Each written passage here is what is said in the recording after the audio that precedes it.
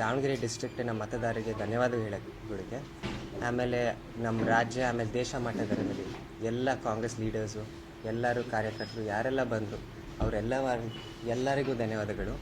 ಆಮೇಲೆ ಮುಖ್ಯವಾಗಿ ನಮ್ಮ ಕಾರ್ಯಕರ್ತರು ಏನಿದ್ದಾರೆ ಅವರು ಇದು ನಮ್ಮ ಸ್ವಂತ ಗೆಲೆ ಅಷ್ಟೇ ಅಲ್ಲ, ನಮ್ಮ ಕಾರ್ಯಕರ್ತರ ಗೆಲೆ. ಅವರೇ ಸಿಕ್ಕಾಬಟ್ಟೆ ಕೆಲಸ ಮಾಡಿದೆ. ಸೊ ಅವರಿಗೂ ಧನ್ಯವಾದಗಳು ಹೇಳೋಕ್ಕೆ ಇಷ್ಟಪಡ್ತೀನಿ.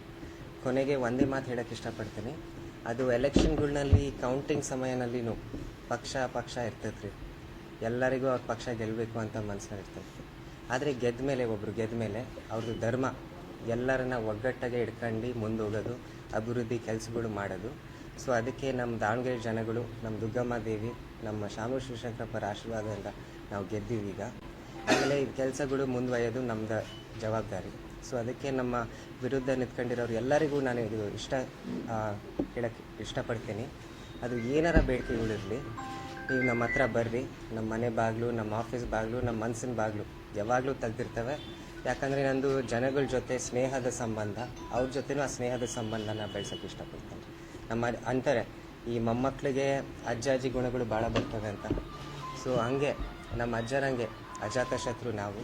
ಸೊ ಏನಾರ ಇದ್ದರೆ ದಯವಿಟ್ಟು ನಾಚ್ಕೋಬೇಡ್ರಿ, ಹೆದರ್ಕೋಬೇಡ್ರಿ, ನಮ್ಮ ಹತ್ರ ಬರ್ರಿ, ನಾವು ಈ ಕೆಲಸಗಳು ಮುಂದುವರಿಯೋಣ ಅಂತ ಹೇಳಿ ನಾನು ಮಾತಾಡಿಸ್ತೀನಿ. 24/7 ನಿದ್ದೆ ಮಾಡೋದು ಬೇಕಿಲ್ಲ. ಇಲ್ಲ 24/7 ನಾವು ಸಿಗ್ತೀವಿ ರೀ.